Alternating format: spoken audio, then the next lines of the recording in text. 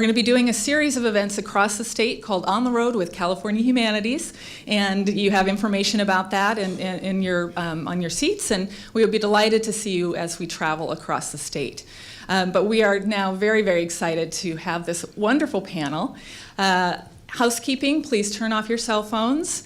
There is no personal recording of this, and there will be a book signing. Moss and Alice will be here at booth number 1 immediately after the talk. So thank you very much for being here, and Moss, over to you. Thank you very much. I'm Mas Masamoto, and welcome to this Future of Food discussion. If you had a question that you had written on the card, they're collecting them right now, and this will be the only time that you will be able to turn in the question. Before we start, I'd like to get a sense of the audience. So how many of you, and please raise your hand, are cooks? Very nice. How many of you grow some of your own food? Great. Okay. Who here works in the food industry? Excellent. Any farmers here? Great. No one wants to admit they're a farmer. That's okay. Thank you very much. Thank you. How many of you are writers or food writers?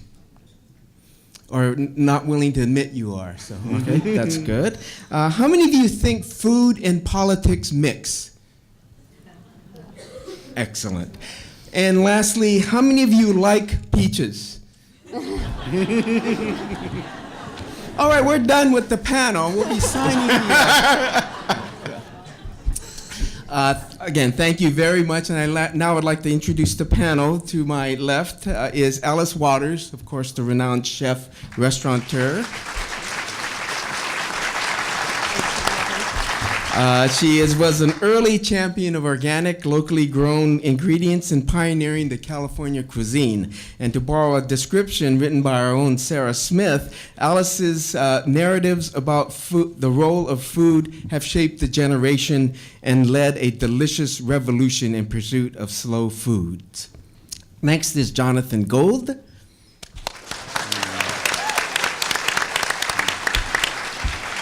Pulitzer Prize-winning food critic of the LA Times. Again, Sarah had described Jonathan Gold as someone who captures the appetites and imaginations of millions of readers who turn to him as an authority on taste, quality, and authenticity. He asks readers to get out of their comfort zone and acknowledge their worldviews. So I think Jonathan's going to make a little trouble up here on this panel. And then on my far left is Sarah Smith, is a designer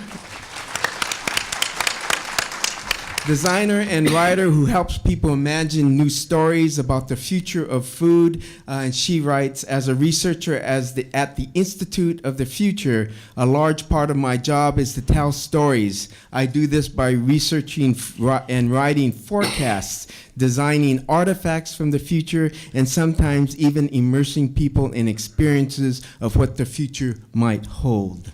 And lastly, myself, Mas Masamoto. Thank you. I was going to pause to see if there was applause, but I wasn't confident about that. I'm an organic peach and nectarine grower, and also a writer and farmer, and I've been described as a farmer and a writer who thinks too much out in the field. So, I want to begin with the panel and a quick response on this. So we're talking about the future of food. So quickly, just yes or no. I'm going to name a few things of what's going to be hot in the future. Okay, cookbooks. Alice, hot or not? And you could just say yes or no, and we'll come back. In the future, I guess I really want to think that people won't need cookbooks. Oh, interesting. Good. Jonathan? Yep. Oh, I'm sorry. Cookbooks, hot or not, Jonathan? Hottish. Okay. And Sarah? Yes, but perhaps not in the form that we're used to them now. That's right. Okay, very good. All right, future of food, hot or not, home delivered food ingredients. Home delivery of food ingredients. Sarah? Hot or Hopefully not? delivered from your own farm. Okay, Jonathan? Lord, I hope not. Okay, Alice? Ditto. All right, great. And the last one is a techie one, food apps for the smartphone. Alice, hot or not in the future? Maybe not in the long future, but right now, they're helping people find people that are doing the right thing. Great. Jonathan? I couldn't live without my Monterey Bay Aquarium sustainable fish chart on the phone.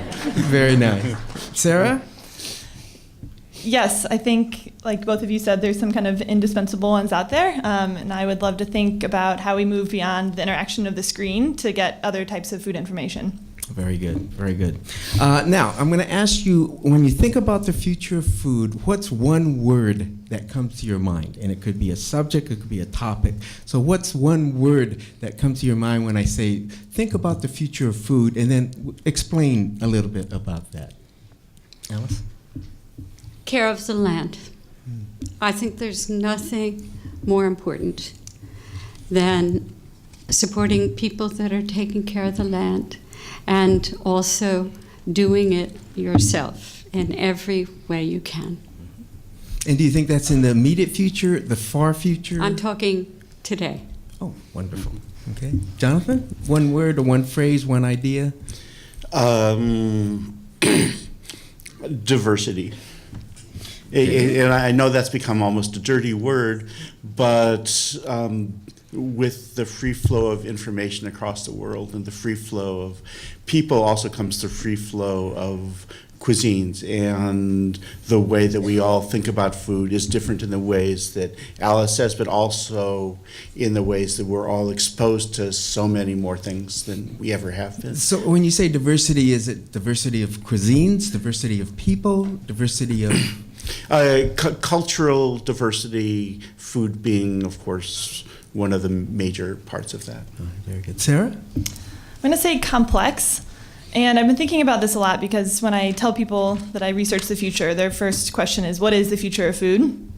And my honest answer is complex and uncertain and lots of possibilities, but that's not a very satisfying answer to people who want kind of like a declarative statement about what is the future of food. So I'm hoping to bring this idea that there are thousands of different futures for thousands of different people, millions, billions. And so the more complexity we can embrace, the better, and the more possibility we can explore. You know, some people would want simplicity, though, when they looked about future and food. Why do you respond to that?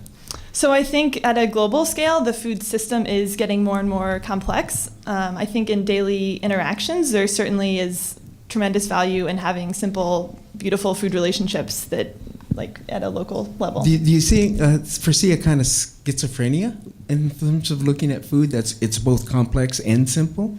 Consumers are going to be, well, I shouldn't say consumer, industry is wanting to make things simple. Right? Mm-hmm. It's the nature of a lot of businesses. How do you bridge that gap between the drive towards simplicity and also the complexity that you talk about? I think there's the drive towards simplicity sort of has a narrative arc to it that there are like certain inevitable food futures. And I think even when I mean complexity, I also mean diversity of opinions and diversity of stories. So with more diversity comes more complexity, and even like biodiversity, there's kind of multiple levels of complexity that we're talking about. So I wouldn't shy away from complexity. If you want to add, Jonathan, I would like to add to that, because I think at least what I'm talking about is very simple. You know, very, very simple. It's something that people have been doing since the beginning of civilization. They buy food that is grown by people who they know, and that they cook it in season. They slice those tomatoes. And I think, thank you so much. I'm afraid I caused this. Sort of refusing to have plastic bottles on the stage. They somehow found us some coffee cups. So here's to the coffee cup. But I think the complexity should not be daunting at all, because the complexity is utterly beautiful and fascinating. I mean, the kind of work that Mas does on the land is complex, but it's so reinvigorating. It's like learning a new subject that you're just passionate about. And I can't have enough biodiversity when it comes to food. I find it's like a search that I'm on. Every time I go to a farmer's market, I see something I haven't seen before, and it's like a thrill for me. And so it's that kind of, this whole movement has been, in my mind, hijacked by this food industry that would like us to feel like it's impossible to do what is natural for us to do. So they are selling us something that they, in that place of values of fast, cheap, and easy. And that's where the simplicity comes. That's where the simplicity comes, but it's the wrong. They're taking our term simple and abusing it. Yeah, I have to say, in farming, if anything, it's getting more complex as the years go on, and in a wild way, the better I get farming, the more complex it gets, which really gets me tired sometimes. But it's the nature of farming. Jonathan, do you want to add anything, or you? I mean, it's often within complexity and within diversity comes simplicity. I mean, if you're looking on a restaurant level, some of the most interesting places that I've been seeing recently, places that actually feel like the future, are ones that feel simple, but their walls are lined with big jars in which things are fermenting. They're taking foods that may be common foods and they're transforming them into other ones. They seem to be tied to the land in the way that, say, the Korean kitchen is. It has some of this crop. It has rice and it has proteins, but it also has things from the shallow ocean floor that most other cultures won't eat. They will also ferment ferns and seeds and roots and leaves that other people may have, but they've never thought of to use in the genius of that kitchen. So do you think California, we in California, have this advantage because of the rich diversity we have here and the culture of change? Of course we do. There are always, you go to the farmer's market and there are always farmers who grew up in different farming traditions, who are growing different things, or who are growing the same things in different traditional ways. They give you different flavors, and I imagine that if we were a monocultural state, that wouldn't be possible at all. Sarah, looking at the future, is California different? Is it going to track differently in the future?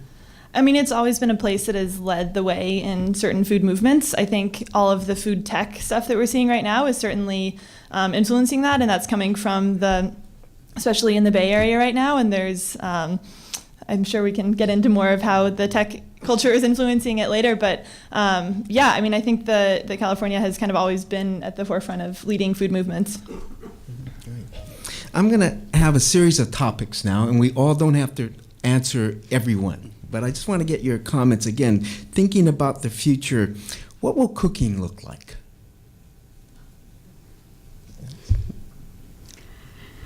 Well, I hope the future will look like people are actually in the kitchen doing it, that they aren't just watching it on television in the virtual way that they are now, and eating some fast food while they're doing it. I find, again, it's a fast food culture that is telling us that cooking is drudgery have that thing delivered to you, have the ingredients delivered to you. When my great pleasure is going to a farmer's market and meeting him. You know, I can't tell you, at the beginning of the restaurant, you know, I told our farmer what to plant, and now he tells us what to cook. And I just treasure his knowledge of the subtleties of ripeness and the possibilities of using things that, I mean, who would have ever guessed his cover crop of nettles was going to be, you know, on the menu every day on a pizza? I mean, I think the idea that we are not cooking for ourselves is unbelievably disempowering, and it's changing our relationships to each other. Well, I kind of like that idea of farmers telling chefs. Jonathan, what are recipes going to look like in the future? I would like to think that recipes would be simple, direct, the way that Elizabeth David did them, where they were small essays on how to prepare something and how it would taste and what it looks like at every stage, rather than what look like technical manuals. I mean, sometimes the technical manual is good. I mean, sometimes reading like Paula Wolfert's recipe for cassoulet is like reading a splendid novella, except you get something really great at the end. But I am hoping that the narrative form of recipe may eventually win out. Come back. All right, looking at food and health. Recently, life insurance company John Hancock just announced this cash bonus for people who buy fruits and vegetables. So when they had this whole system where they're going to use this loyalty card and everything. Any thoughts about that? Looking at food, the future of food and health, and how it's going to blend or yeah, not I mean, blend. they're inextricably related. And I think we're seeing, I think it's Tulane Medical School just started the Center for Culinary Medicine, and doctors are like actually getting kind of basic cooking skills. And because more and more people are coming asking, what do I eat? Understanding the connection between all the chronic diseases that were happening and that it's a lifestyle disease. I think we're going to see more and more blending of the two. I think we already see it in the way that a lot of food companies try and sort of market to all of the health claims, but as there's more and more information available about it, that it will increasingly be a real strategy. Well, I have a real feeling about this, that it can't be something that you sort of pick up a little information there and a little there and a little there, and you don't know where it's really coming from. I think it has to come from childhood, getting your hands in the earth, finding out that that's where your food comes from. I think we come where health is, from the outcome of living well. It shouldn't be it. So you're talking about the whole way you live your life, the way you sit down at a table with family and friends. It's about just a big picture that folds in a lot of time for reflection and a connection to the beauty of this world. And so you really want to introduce children to that at an early age and what their bodies are like. I begin with yoga at 1. And you you have to learn about what happened to it, anatomy. I mean, nobody even knows how our bodies work, and it's all these specialists who are taking care of these. We just Google it and find out. I Google it and find out. One of the things. Oh, go on. This is a little tangential, but I was at a restaurant a couple times last year called Attica in Melbourne, that is attached to a large garden in sort of a National Trust estate. And as part of the mise en place, the preparing of the food that they're going to cook later that evening. The cooks are responsible for growing and harvesting the fruits and vegetables, and so they know their vegetables. They know their fruits like in such a intimate way that it comes through on a plate. One of the things we do on our farm is we have this peach adoption program, but the beautiful moment is when folks who aren't used to picking a peach accidentally pick a green peach and they can't put it back. So, looking at the future of food, and we all don't have to answer this, at labeling, specifically GMOs or something like that. Any thoughts? Because Campbell's, General Mills, ConAgra, Kellogg just came out with this whole program where they're going to not use GMO material in it. So labeling and GMOs. Any thoughts? I mean, I think that people should be, and companies should be able to label their products non-GMO. The fact that they can't in California, at least, is a crime. And that needs to stop. Labels of the future, Sarah? What's that going to look like? So I think like the driving force behind all of this interest in labeling is just a hunger for more information about the food. And putting a QR code on a label and having people scan that to like get the whole story of the farmer and the place where it came from is like kind of a nice idea, but I'm probably the target market for that, and I've never scanned a QR code on a label. So I put that, wasted putting that on my label. I did, I have it, and no one uses it. I just don't believe what's on the label.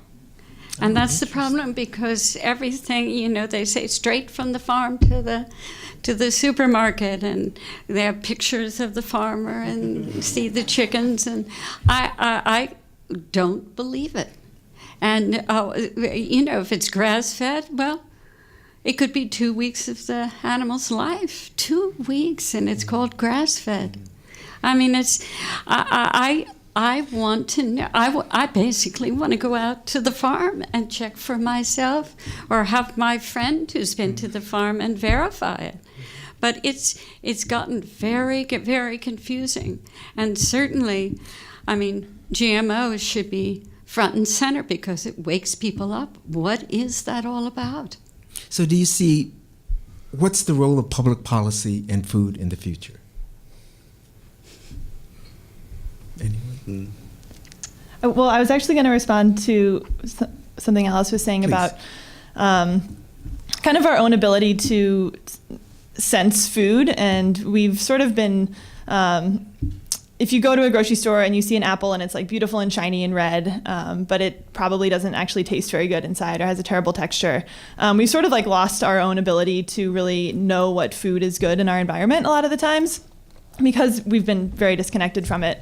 And I think like there are some interesting technologies coming out that could, like some handheld testing devices, spectrometers, like really advanced, amazing technology that can now like fit in a handheld device that would allow you to test for the sweetness of a product, of a piece of fruit before you buy it. Or so we're sort of like starting to augment these senses that we've lost through some of what's happened to our food system with more technologies and more kind of interactive, immediate information.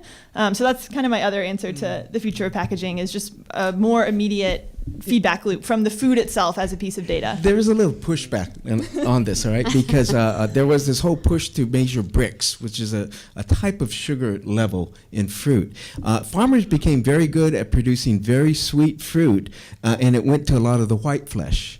I produce a lot of yellow flesh fruit, which has, I think, this balance between sweet and sour on it. Mm-hmm. And the Brix measure won't measure the sour part that gives the depth of flavor. So it's really tricky when you look at technology like that. Definitely, and you're designing it to measure a certain thing. You're going to get certain people will optimize toward that thing. Alice? Well, I just think we have to come back to our senses, and I think that's the biggest problem right now, is that we are not touching and smelling and tasting and listening. And those are our pathways into our minds. I'm a Montessori teacher, and I really, really believe that we need to fine-tune them. And so when I get a peach, I want to touch it, because that tells me about it's helping me to get a certain kind of information into my mind. And you just can't get it from a handheld device. In fact, it goes against that, because I want to be here to hold his hand. I don't want to see a picture of myself holding. I want to do the real thing, and it's really shocking to see babies in carriages holding the thing, their parents on it. We need to hold our children. It's really important that we learn how to tell something that's ripe by smelling it, by tasting it, by touching it. And it's been an education for me in terms of food that and it's beautiful. You see the whole world out there differently when you're fine-tuned. I want to shift the topic slightly and start looking at some contradictions in food. Food inequality. What's the future of food look like with food inequality? Well, food inequality is in some ways inescapable, and in some ways, things are happening in the direction of making it better that I think are great. In some of the parts of Los Angeles that are considered food deserts, you see produce trucks, you see magnificent Mexican supermarkets that aren't patronized by people who don't happen to be Mexican or Filipino supermarkets, and so teaching people or having people learn how to use each other's foods and to make each other's foods delicious. And then there's this splendid project by Roy Choi from Los Angeles and Daniel Patterson from San Francisco, to wonderful chefs who have collaborated in this thing called Local, and they're using all their chefly skills to make something pretty close to this, something that looks and smells a lot like homemade versions of the standard fast food repertoire, except they're making it healthier, and they're using scraps of vegetables and vegetables that are ugly instead of things that are grown to the McDonald's standards. And they're augmenting. What's the price point on that? Reasonable. You could go in there and you could get for $1 you can get a bowl of greens. For $2 you can get a big bowl of rice and some greens. Nothing. Basically, it's cheaper. It's cheaper than Burger King every step along the way. But the food is healthy and it's delicious. What do you think? Looking at and this is the immediate future, a rise in minimum wage. How's that going to impact California and food? I think it'll be really interesting, especially in farm labor, which I would love to hear your opinion on from the farmer side. But I think across the board, like in the restaurant industry, in the food service industry, a raising of the stakes of the value of food workers, we're seeing that happening, and even all of the restaurants eliminating tipping in that way, like the ability to have a living wage and work in the food industry. I think one of the challenges with the rise in minimum wage is it might carve out the middle, which probably be the farmers who are working on the tightest margins. They're not big enough to necessarily absorb the costs, but they're not small enough to pivot quickly enough. I think the three elements with minimum wage, and I've thought about this a lot in the last couple of days, are: can I increase my efficiency on the farm? Can I raise productivity? And can I pass on those extra costs with minimum wage? And those are the three burdens that I've been carrying around. Thinking about more. Go ahead. I can't say something. I just because I really believe that it has to begin equality, the idea of that in public schools, and begin when children are young. I'm absolutely wanting to advocate for free school lunch for every child in this country. every child eats together and eats real food from real farms, organic, local food in schools. And that way, if you decided to have a policy to do that, you could absolutely eliminate the middleman, go directly to the farms. It's like school-supported agriculture. And when you did that, you would be paying the farmer the real cost of food. And that would include paying the farm workers the right wage, so that you would connect all the dots that way. And, 20% of the kids in this country are in school. So just imagine if you had a policy like that, one that just stated the highest values, that it could change farming overnight. I mean, truly, overnight. So. Well, I think, too, it shifts the role of the chef in that situation, because now going to be a chef at a school is not a glamorous job that you graduate from the Culinary Institute and that's your passion, but why shouldn't it be? And I mean, you see Chef Dan Gusti, who just left NOMA to start the project in Washington, D.C. to do that, to put chefs in every kitchen in the schools there. It could be an awesome thing if that was the highest aspiration for a chef, is to go cook healthy, awesome food for kids within a lot of creative constraints, because you don't have a huge budget. You don't have the R&D test kitchen of a huge Michelin-starred restaurant. I want to stick on this idea of contradictions. Can food be a vehicle to address race, sexism, privilege? Yes. Oh, what one certainly hopes so. But I mean, that food that is so many of the great dishes and so many of the great culinary traditions have started with people who didn't have very much. They were, the cultures were, and the cooks were forced to be able to make delicious things out of things that were not immediately delicious. And then when you look at places that have always been agriculturally rich, like say southern Sweden, they've lived on, beef, gravy, and potatoes for the last 200 years.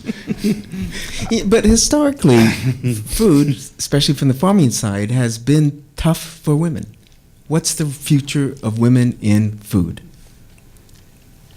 Well, I just adding on to what I was talking about edible education in schools. I think one of the interesting outcomes of working at a school with middle school children, so 6th, 7th, and 8th graders, 1,000 of them, they speak 22 different languages at this middle school in Berkeley. Now, it's an amazing thing when the boys are cooking and the girls are doing the work in the garden, because they don't gather as groups of girls and groups of boys like it used to be, certainly when I was going to grammar school. It's a mix. Somehow, when you divide up the work like that differently, they respect each other in a different way. And this is the fundamental work of our lives, is really feeding ourselves and connecting with nature and taking care of the land.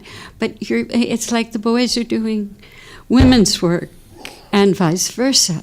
And I think it brings them together in a very different way.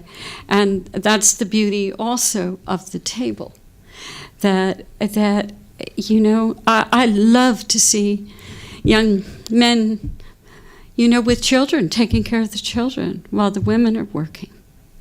It's a beautiful way for us to be more equally connecting. One of the ironies is when I I came back to the farm and we had our first child, I looked at my wife and she was making more money than I was off the farm, so I stayed home and took care of our child because the farm wasn't making money. So there's this other odd advantage of farming back then.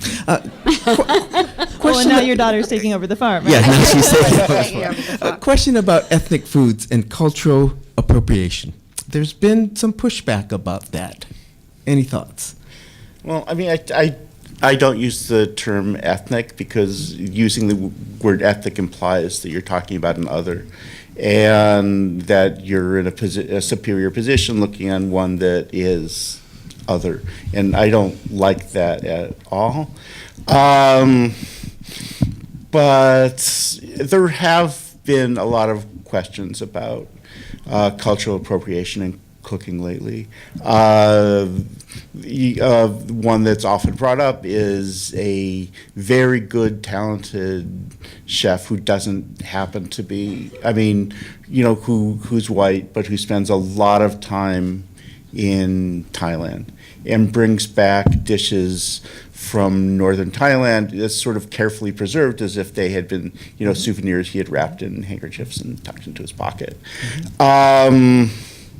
There don't tend to be a lot of Thai cooks in his kitchen, yet the food is delicious. And there are people who complain that because, he's a white chef, because he has a Beard Award, because that he sort of sucks up a lot of attention in the room in a city like Los Angeles that has, hundreds and hundreds of Thai restaurants and a large Thai population, which isn't the case in the other cities where... But there could be the pushback that because he was white and male, he had privilege to get to that position.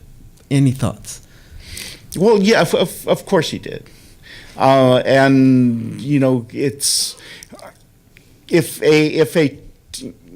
a Thai chef feels that he or she wants to go to the CIA and to learn classical French cooking and go to apprentice with, Ducasse or something and come back and run a big important kitchen here. I mean, that's possible, and things like that happen all the time. Mm-hmm. I mean, to me, the thing that's actually kind of wonderful, the best food coming out of LA at the moment are those people who come back, they start to cook in hotel kitchens or they start to cook in grand kitchens. They realize they just want to reinterpret the flavors that they grew up on. Sure. And that's Part of that cultural baggage that they carry with them that becomes an asset in that sense.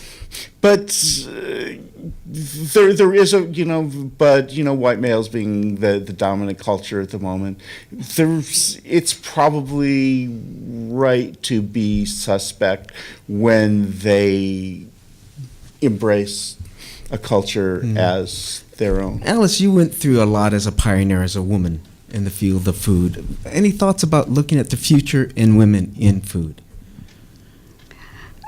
Well, I never, it's very, people have asked me that question many times about my, the hardships of being a woman in the restaurant business, but I never thought of it that way.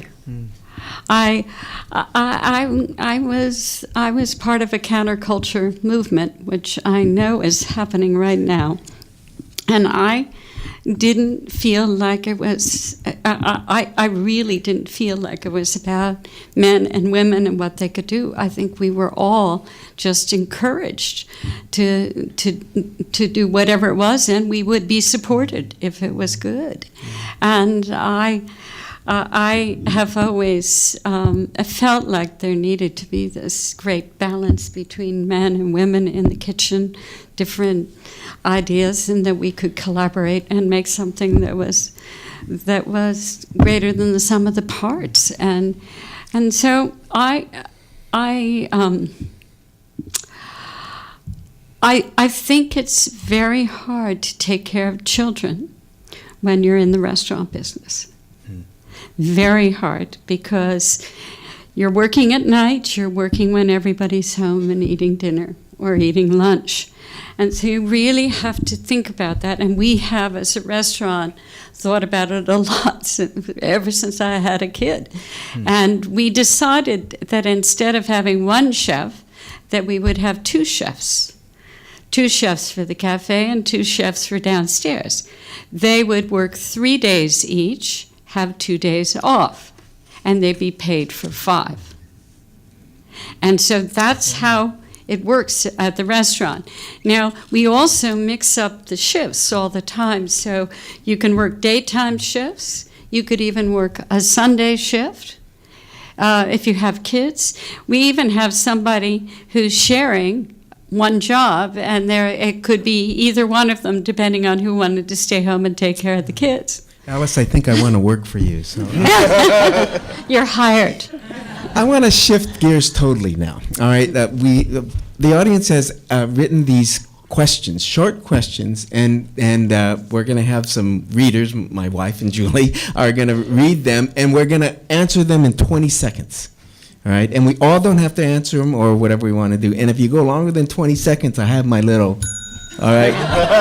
So this is going to be speed dating with Sarah, Jonathan, Alice, and myself. All right, ready, Marcy? Is this on? Yeah. There we go. And some of these questions, we're starting with one to jog your memory, and anyone can answer any of these questions. Tell us your favorite childhood food memory. Anyone? So my dad is a potter, and my favorite childhood food memory actually is like the smell of corn tortillas, which strangely smell like his pottery studio.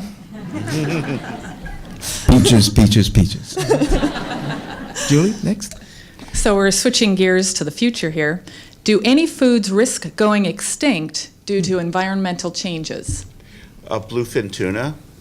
I don't think anybody should eat bluefin now. It should be, there should be at least a temporary ban put on it, and the people sitting in this room may be among the last people to taste it if we don't reform. Okay, here we go. What will the next food fad be that we haven't seen yet? I hope there are no more food fads. None. None. Oh, maybe kale crostini.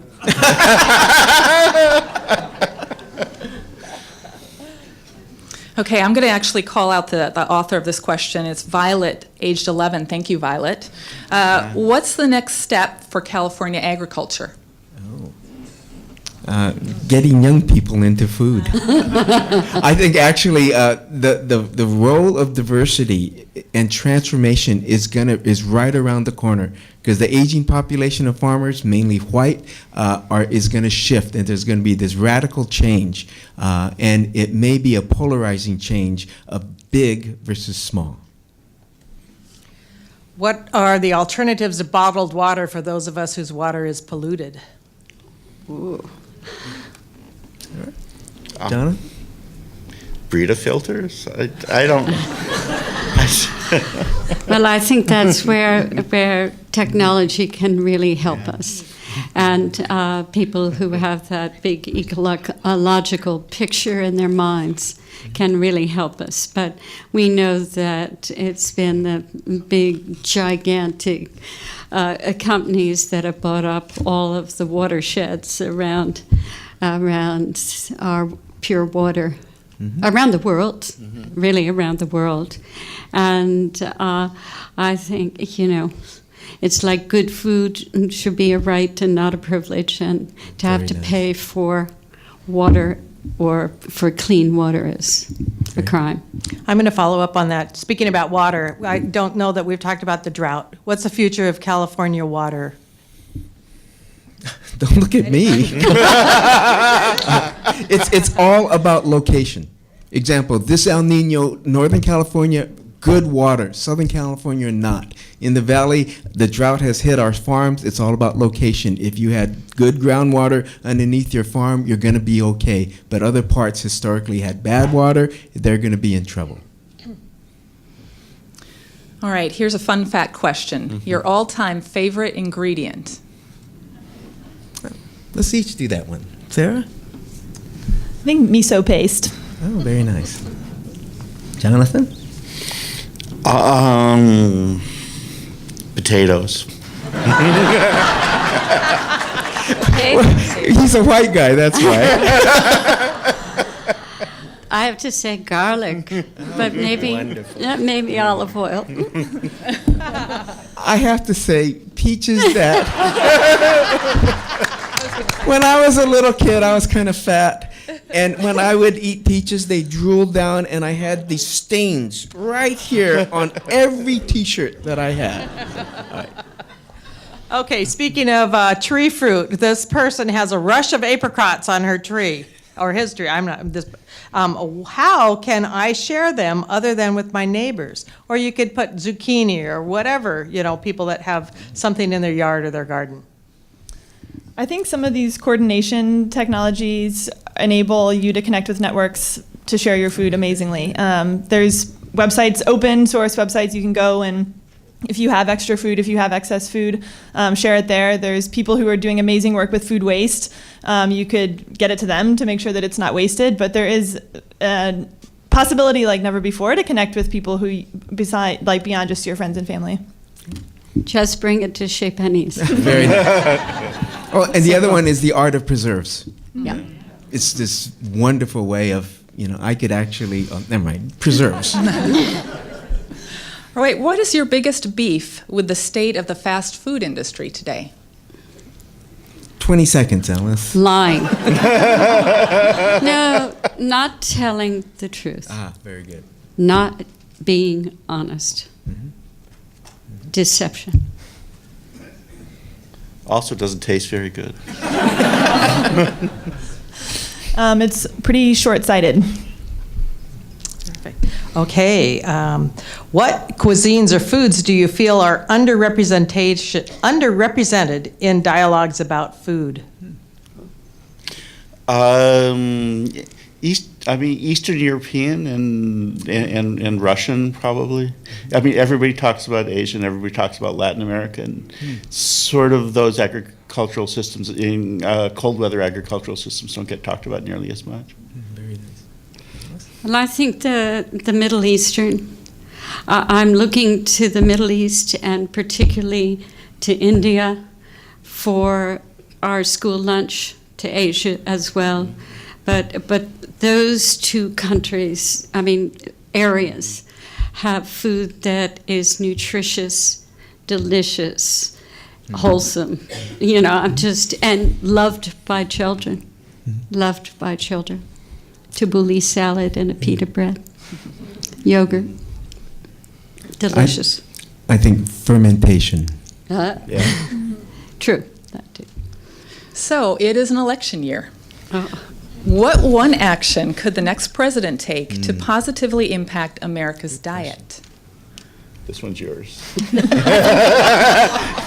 I'm kind of hoping that there will be a presidential decree before the next election, that our president will say that we need edible education in every school in this country, and that that we need to support the farmers who are taking care of the land. We lift up the farmers, the teachers, the children, the health.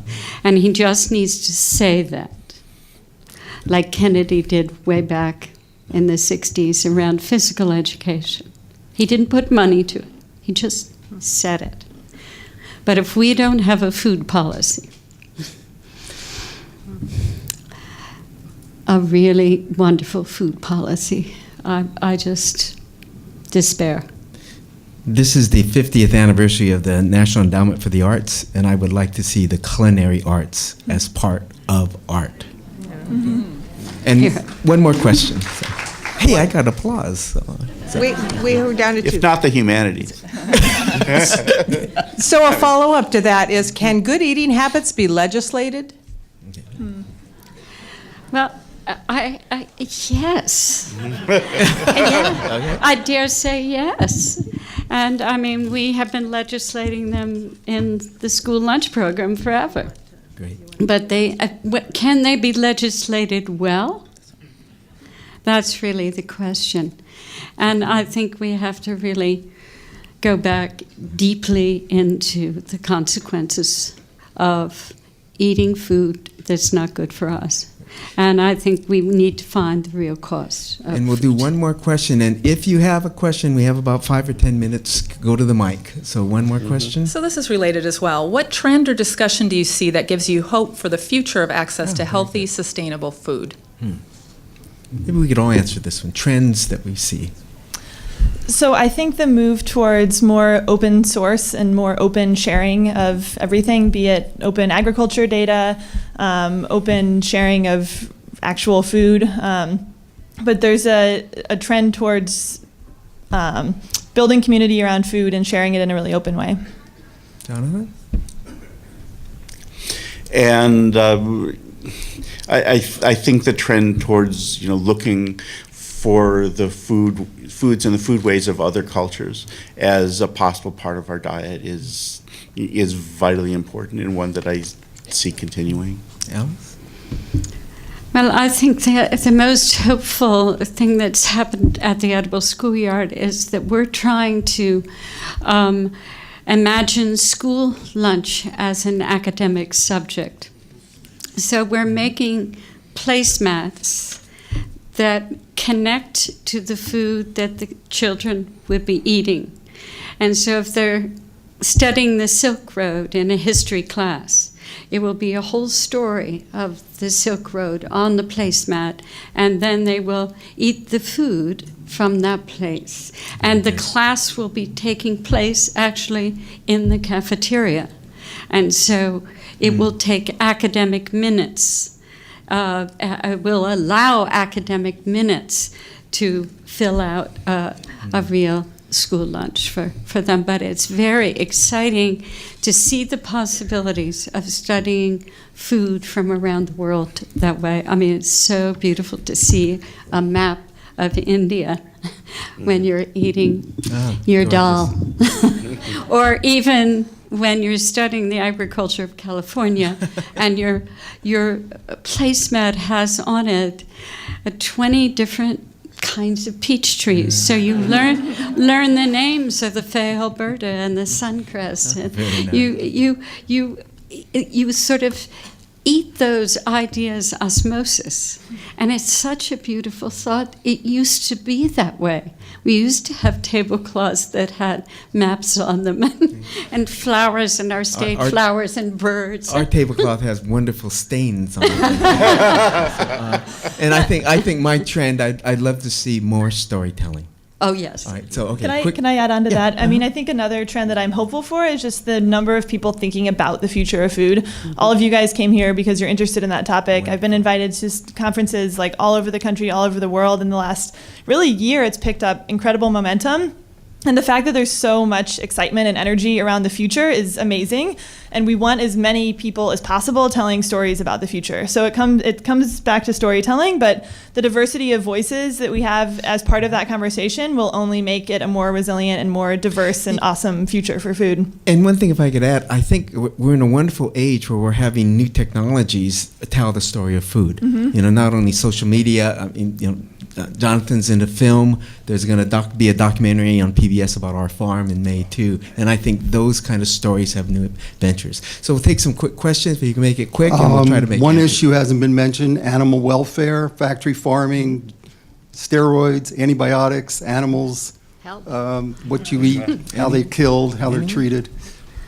Well, I think if there's one thing that we have to pay complete attention to is the buying of meat.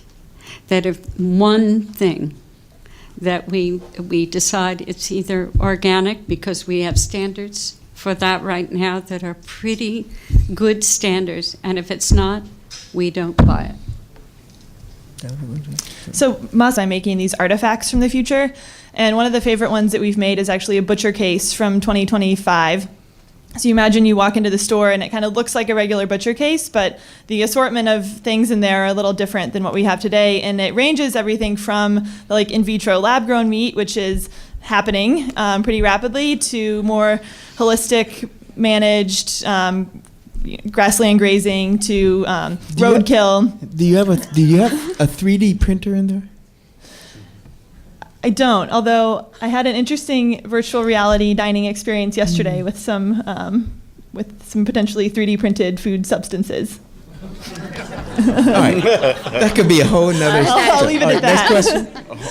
Yeah, I guess following on that, I wanted to know your thoughts on synthetic meat as a really the only way to provide an environmentally sustainable and cruelty-free food source for 9 billion humans going forward in the future. Thanks.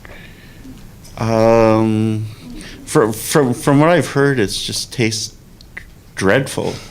I mean, I suppose synthetic meat is one of many possible answers, one that I don't believe will ever take place. So maybe you have different thoughts about it, but I think we can go a long way towards making sure that our animals are, healthily and sustainably raised, so that they just have one bad day. And I'm glad peaches don't have bad days. and that we eat as much of them as we possibly can, and to think of eating lower on the food chain when it's possible, especially with seafood.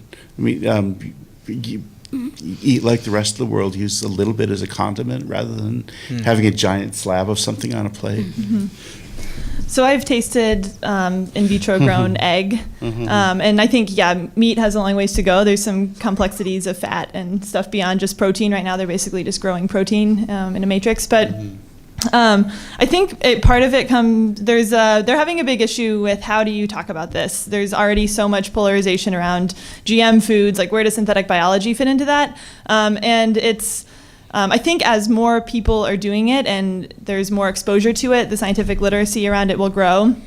The basic technology is no different than the way that vegetarian rennet has been made in the cheese making process for a long time, the way that insulin is made for diabetics now. So it's a scientific process that's fairly well established in other realms, and it's just starting to be applied to the food system.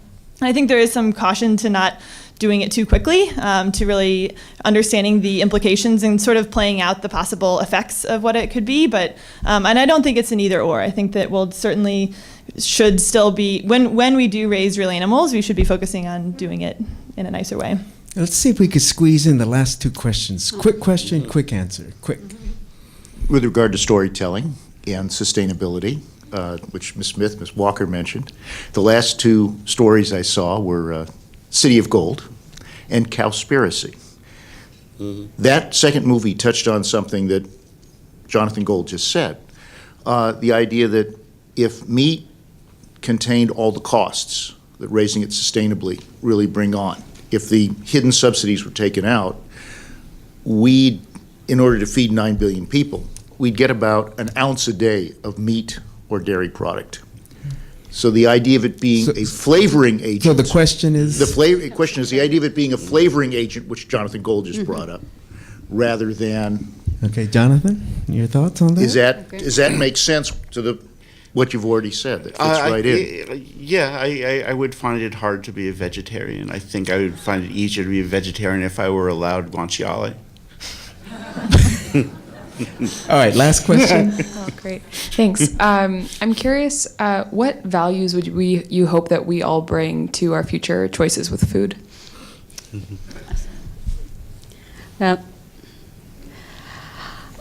I think there are three values that we need to really, teach to everyone on the planet. One is the care of the land, taking care of the land. One is about nourishment. We need to know how to nourish ourselves. And the third is about communication. We need to be able to communicate with each other, and I think that happens at the table. So those are the three sort of essential values that we need to live on this planet together. Jonathan? I think Alice kind of said it. You wouldn't vote for deliciousness?